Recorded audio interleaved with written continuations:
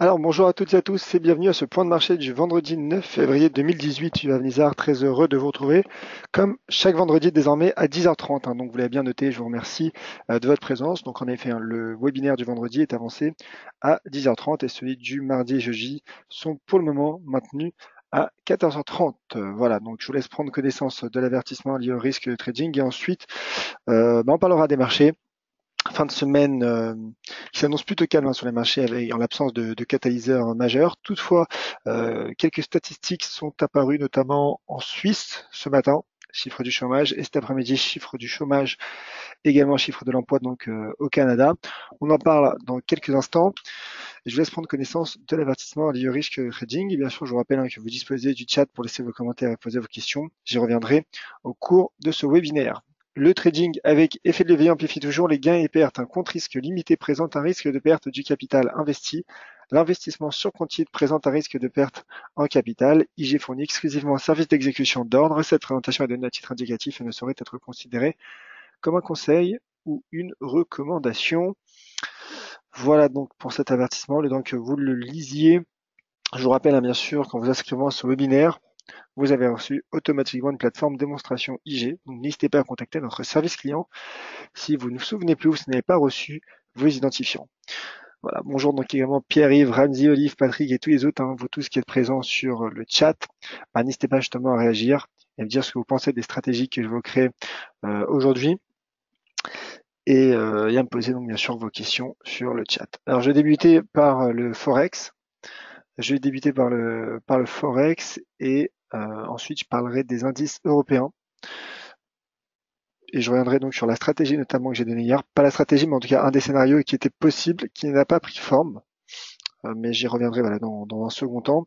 Pour le moment, je me concentre donc sur le Forex, le taux de change euro-dollar. Le taux de change euro-dollar qui a donc formé une épaule, tête-épaule, en cassant mercredi cette ligne de coup, ce support donc à 1,2315, ce qui déjà confirme la présence d'un risque de correction, en tout cas qui pourrait du moins se prolonger. L'euro-dollar a donc cassé, a formé un doji, tente un léger rebond technique suite à ce doji. Je dirais que pour le moment, c'est plutôt logique et cohérent du point de vue de l'analyse technique. Mais on voit finalement qu'en effet, le marché, comme je l'expliquais en introduction, semble plutôt au ralenti, peu volatile. Donc l'euro-dollar, malgré finalement ce doji, ne repasse pas au-dessus de cette ligne de coup à 23,15. Et donc, je me dis en regardant ce graphique qu'un pullback baissier sous les 1,2315 pourrait prendre forme à court terme. Donc euh, pourquoi pas aujourd'hui durant la séance ou en début de semaine prochaine. En tout cas, je me dis que techniquement, un pullback sur 1,2315 serait envisageable. Voilà. D'ailleurs, alors, on affine en données 4 heures simplement pour voir ce que nous dit le graphique. Alors, en données 4 heures, c'est vrai qu'il y a pas mal de tracés. Je vous ai mis notamment ce Fibonacci de cette impulsion haussière. Simplement pour mettre en évidence l'importance des seuils qui ont été cassés, notamment celui à 23,37, j'en parlais en début de semaine, qui correspond d'une part à un support en données 4 heures, mais d'autre part au seuil de retracement à 50% de Fibonacci. Donc le cours l'a cassé, il a cassé, donc on l'a vu en données journalières, les 1,2315, que vous retrouvez donc ce seuil d'inversion de polarité en rouge sur mon graphique. Donc déjà on voit qu'il y a des cassures de support, donc en effet un risque plutôt baissier, à court terme sur l'euro-dollar. Et donc je parlais du pullback. Regardez le graphique donc, en données 4 heures et c'est l'intérêt aussi finalement d'affiner. Bon, ce graphique en données 4 heures nous montre la présence d'une résistance tout proche des 1,23 et qui correspond aussi au 61,8% de retracement de Fibonacci, selon Fibonacci du moins. Donc cela confirme finalement cette hypothèse d'un pullback. D'ailleurs, comme on le voit en données 4 heures, le pullback pourrait être en train de prendre forme. Je rappelle simplement, puisqu'en effet vous voyez ce marteau que j'ai mis en évidence, qui a produit quelques effets, mais finalement qui n'a pas produit l'effet que j'ai escompté. Un marteau sur support, sur ce niveau de support que j'ai évoqué il y a quelques instants. Et le marché a quand même décidé donc de casser de casser son niveau de support. Donc là, je me dis en effet qu'il y a la présence d'un risque baissier sur l'euro-dollar qui pourrait donc le reconduire à court terme sur les 1,2180 dollars. Voilà, pour du court terme. Voilà pour l'euro-dollar. Je vais avancer donc sur le Forex et notamment l'euro-franc suisse, puisque je l'évoquais en début de webinaire. Il y a eu la publication ce matin des chiffres de l'emploi en Suisse et ils sont bons. Ils sont bons puisque le taux de chômage recule à 3,3% lorsque le consensus l'attendait stable à 3,4%. Et malgré cela, finalement, il y a un petit repli technique du franc suisse et donc un rebond technique de l'euro CHF. Alors, étonnant, oui. Ce que l'on peut dire toutefois du point de vue technique, c'est qu'hier, il y a eu la cassure de ce seuil à 1,15. Alors, le support exact sur mon graphique se situe à 1,15,01, donc c'est très très proche vraiment du seuil assez symbolique, psychologique à 1,15 francs suisses. Donc il y a eu la cassure, également présence d'un risque baissier, rebond technique, malgré finalement le recul du taux de chômage en Suisse, et l'euro franc suisse, l'euro CHF, qui pourrait également, selon moi, effectuer, du moins subir un pullback sous cette toute petite zone entre les 1,15 et 1,15,20. 1,15,10, voilà, 1,15,20, 1,15. Vous voyez, une toute petite zone de résistance qui selon moi, pourrait finalement maintenir l'euro CHF sous pression. Donc si ce pullback se matérialisait, ma prochaine cible, vous l'avez sous vos yeux, et elle se situe à 1,1388, puisqu'il s'agit en effet d'un ancien niveau de support sur du moyen terme. Voilà, un niveau de support donc qui a produit ses effets au mois de septembre. D'ailleurs, j'aurais pu étendre également vers la gauche ce niveau de support, puisqu'on voit voilà, qu'il se prolonge également de ce côté. Donc, ce qui montre aussi l'importance de ce niveau à surveiller, un 13,88, voilà, qui serait ma cible en cas de confirmation de pullback. Alors pour le moment, bien sûr, la bougie n'est pas encore validée, donc c'est toujours assez difficile de se prononcer. Jugement risqué, je veux dire, toujours risqué de se prononcer lorsqu'une bougie n'est pas encore clôturée, puisque des retournements intraday sont également envisageables. Toutefois, lorsqu'on regarde ce graphique en données 4 heures, je retrouve un ancien support. Alors c'est vrai qu'il y a pas mal de tracés, mais puisque ce sont les tracés des données journalières, voilà, on retrouve un ancien support que je vous montre avec mon curseur à 1,1556, qui correspond d'ailleurs, vous voyez, au niveau de la moyenne mobile 20 jours, donc la médiane de Bollinger. Et donc voilà, il reste encore un peu de marge finalement au marché, au taux de change, pour effectuer son pullback. Vous voyez, on a fini en 4 heures. On peut élargir un petit peu, pardonnez-moi,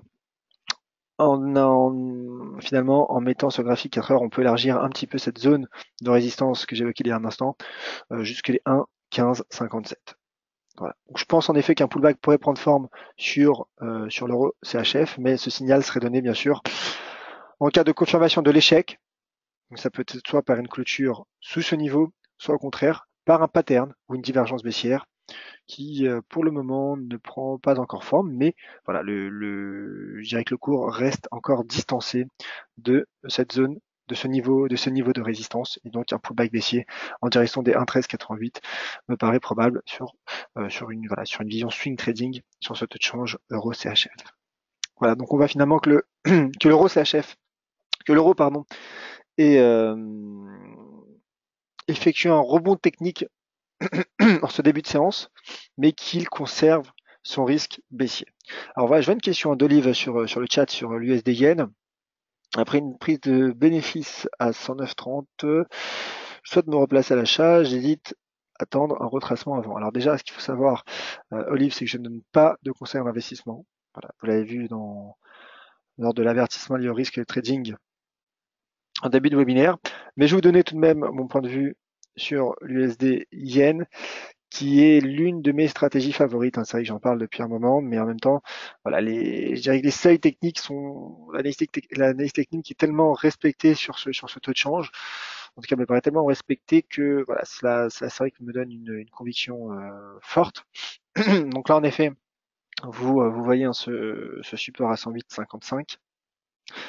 Alors déjà, ce qu'il faut savoir, avant de dégager une stratégie, tout dépend de l'horizon de temps. Parce que par exemple, je vais revenir, c'est vrai que c'est une stratégie que j'évoque depuis un certain temps, mais c'est pas grave, je la répète pour les nouveaux. Bienvenue d'ailleurs aux nouveaux qui viennent de rejoindre et de connaître ce webinaire.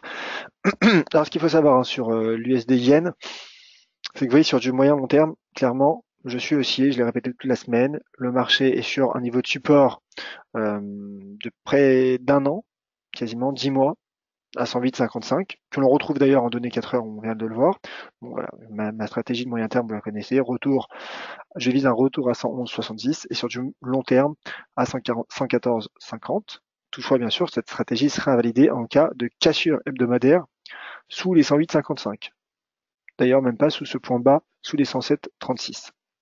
Parce qu'on a vu qu'il y a une cassure, mais le cours a ensuite rebondi. C'était au mois de septembre. Toutefois, sur du court terme et sur de l'intraday, ouais, il y a un risque de consolidation. Il y a un risque de consolidation suite à cette. Alors, ce n'est pas une shooting star, mais ça y ressemble plus ou moins. Ça y ressemble plus ou moins avec notamment cette mèche supérieure et le corps qui est vert. J'aurais préféré qu'il soit encore rouge, mais tout de même, on voit qu'il y a un risque de consolidation que l'on retrouve également en données 4 heures. Vous voyez, suite à ce petit pendu qui est une bougie de retournement.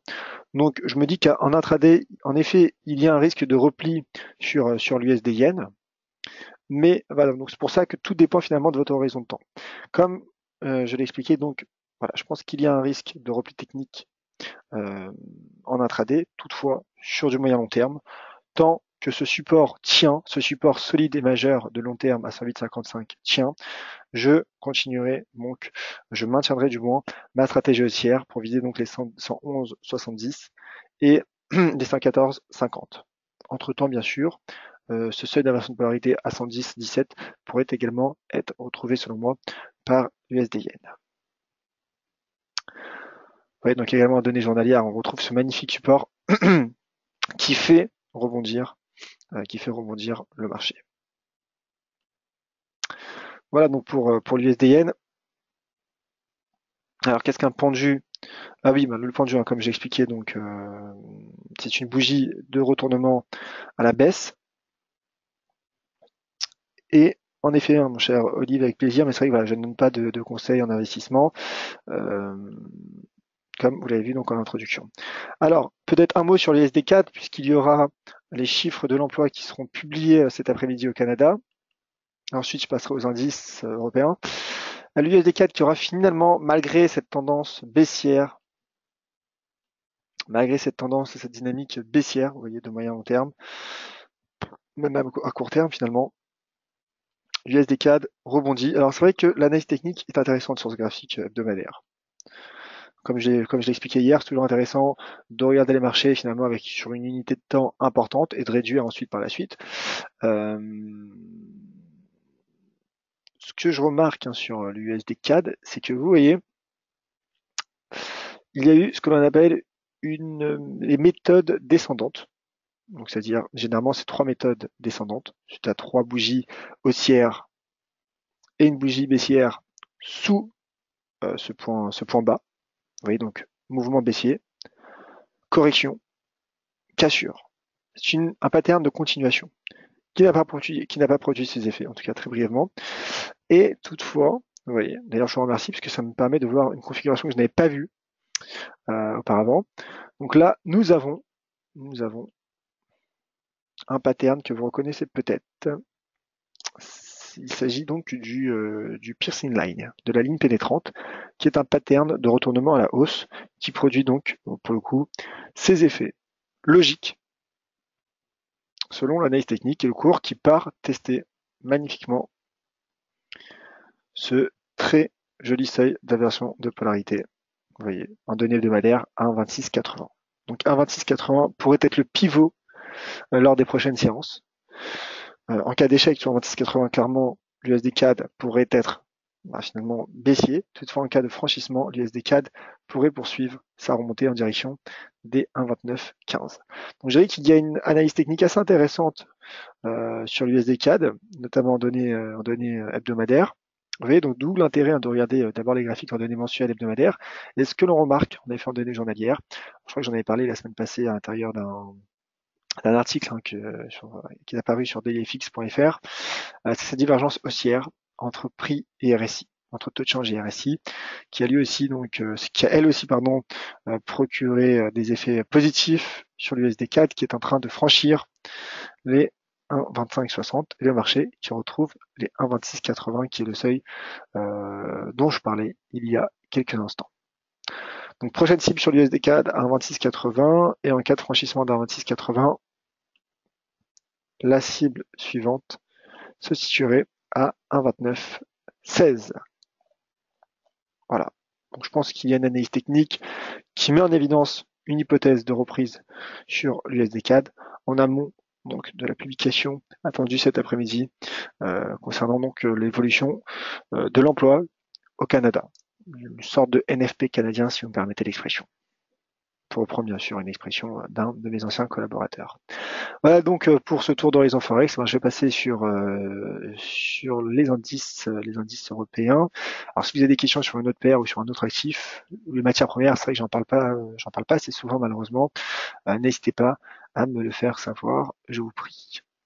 Alors oui, hier, simplement pour revenir sur ce que j'évoquais hier, ce que je tentais de mettre en évidence, c'était ce niveau de support, court terme, 4 heures, à 12 400, qui correspond d'ailleurs au seuil de retracement de cette impulsion baissière à 38,2% selon les ratios de Fibonacci, qui a été cassé. Et oui, puisque finalement, un support 4 heures est moins solide qu'un support hebdomadaire, par exemple. Suite à cet avalement aussi, bien sûr, ne l'oublions pas.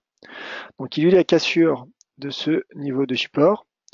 Donc, qu'est-ce qu'on se dit en termes de cassure? C'est vrai qu'il y a un risque baissier, en effet, à court terme, en intraday.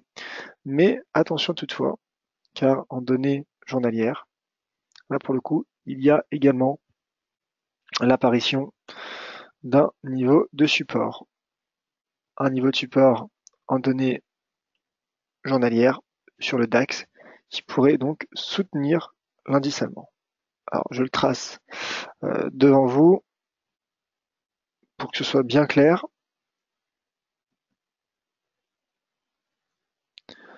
Voici donc ce support. Voilà, donc à 12 158. Le MACD confirme la présence d'un risque baissier qui serait relancé en cas de cassure de ce support à 12 150. Donc pour le moment, le marché tente d'enrayer sa baisse. Il met sous pression un niveau de support. Donc le signal baissier serait relancé en cas de cassure des 2150 qui n'a pour le moment pas encore lieu. Alors oui, on peut dégager une stratégie haussière sur support, mais au vu de la tendance, au vu du MACD, je me dis qu'il y a tout de même un risque de cassure. Alors j'affine, je reviens en 4 heures ou en données horaires pour voir s'il n'y a pas justement un pattern de retournement à la hausse. Pour le moment, je n'en vois pas trop, je retrouve simplement voilà, ce niveau de support qui correspond d'ailleurs aussi, vous voyez, au 23 à 23,6% de retracement à ce seuil donc de Fibonacci. Donc voilà le pivot qu'il faudra surveiller et qu'il faudra gérer sur le DAX à court terme. Et finalement, analyse quasi identique sur le CAC 40, donc avec toutefois des seuils différents. Donc 5170 qui a été cassé, mais en données journalières. Alors vous voyez le support qui n'est pas aligné de la même manière que le DAX. C'est un élément à prendre en compte aussi. Mais toutefois, voilà, c'est ce seuil qu'il faudra surveiller. Ce seuil qu'il faudra surveiller à court terme et gérer donc ce support à 5088. Donc je répète un peu ce que je disais, ce que j'évoquais sur le DAX. En cas de cassure de ce support, le risque baissier serait relancé, mais pour le moment, il n'y a pas encore de cassure. Pour le moment, le support tient. Donc en effet, je dirais qu'un rebond technique pourrait logiquement prendre forme. Mais voilà, au vu de la dynamique et des différents risques, il y a bien sûr un risque de cassure. Donc,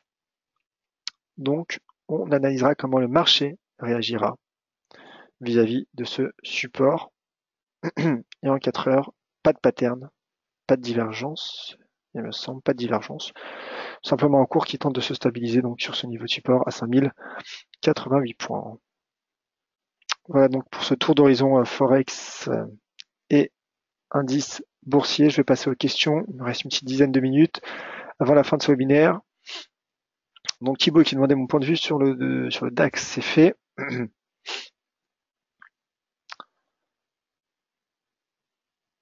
Alors, Ramsey, vous pensez quoi du gold? Vous pensez quoi sur le gold? Ben, je vous le dis tout de suite. Vous pouvez retrouver un article que j'ai, par ailleurs, pour avoir peut-être plus de détails, que j'ai publié hier sur le site d'AliFX.fr. Alors, le gold a lui aussi, un peu comme l'euro-dollar, formé une épaule tête épaule, qu'il a validé en cassant cette ligne de coup à 1326 $. Il tente de rebondir sur les 1308, donc ma cible, première cible qui a été atteinte. Le marché forme toutefois un magnifique marteau en données journalières qui ne produit pas ses effets, et l'once d'or qui repart en direction des 1308, qui est le prochain niveau de support à surveiller et gérer. Donc, pour ce qui est de l'intraday, je suis neutre. Pour ce qui est du moyen terme, j'attendrai une éventuelle cassure des 1308 pour dégager une nouvelle stratégie baissière en direction des 1293. Il y a un momentum baissier. Il y a, je dirais, la présence d'un risque baissier depuis cette épaule, tête épaule. D'ailleurs, l'objectif théorique de l'analyse technique n'a pas été encore atteint. Il se situerait du moins aux alentours des 1293. Donc, je pense qu'il y a un risque baissier, mais à l'approche d'un niveau de support, personnellement, je ne donne pas de stratégie baissière. C'est la théorie de l'analyse technique qui l'indique. Alors, Olive, quelle influence sur quel indice pour les nouvelles canadiennes?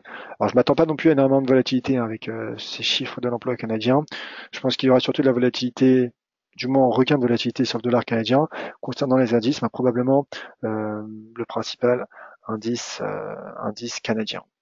Voilà. Je suis pas sûr que cela ait un impact sur les indices européens ni sur les indices américains. Voilà, je ne pense pas du tout d'ailleurs. Alors oui, en effet, c'était quand ça vis-à-vis de la volatilité, voilà, je pense qu'il y aura surtout de la volatilité sur les paires en dollar canadien, mais ça dépendra surtout finalement du résultat. C'est-à-dire qu'en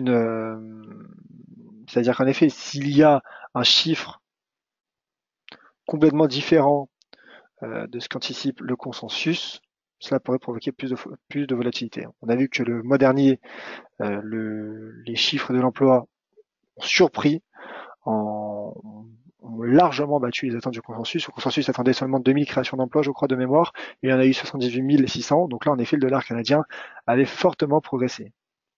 Donc tout dépend aussi du chiffre.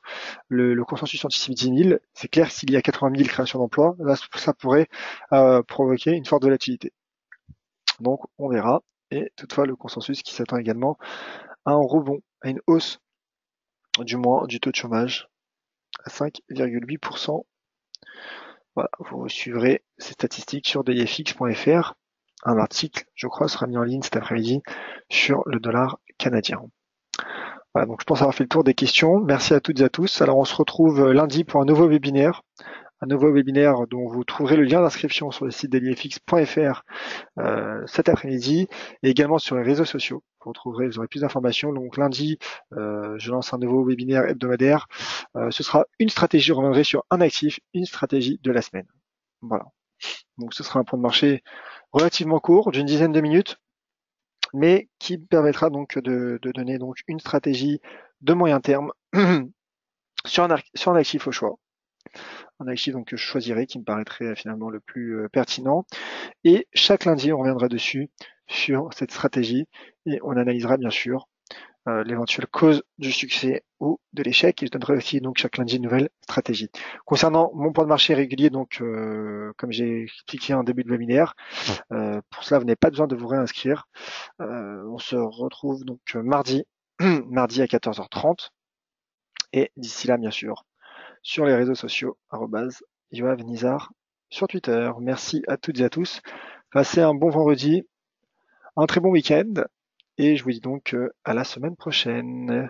Merci et au revoir.